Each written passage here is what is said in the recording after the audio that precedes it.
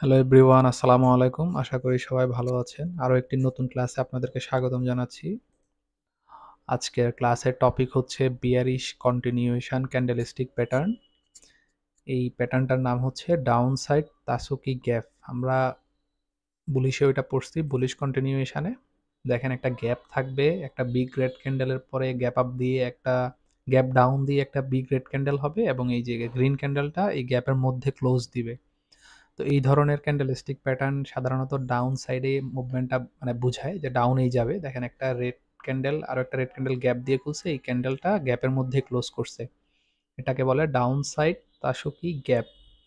আশা করি বুঝতে পারছেন এই ক্যান্ডেলস্টিক প্যাটার্নটা কেমন। বুলিশ বুলিশও এরকম আছে, বিয়ারিশও এরকম আছে। আপনারা দুইটা দেখে ভালোভাবে বুঝে নিবেন, ঠিক আছে? মাথায় রাখতে হবে কিন্তু এগুলা ট্রেডিং করতে গেলে ক্যান্ডেলস্টিক প্যাটার্ন খুবই গুরুত্বপূর্ণ। প্রত্যেকটা ক্যান্ডেলে আপনাকে বলে দিবে যে মার্কেট কোথায় যাবে যদি আপনি জানেন।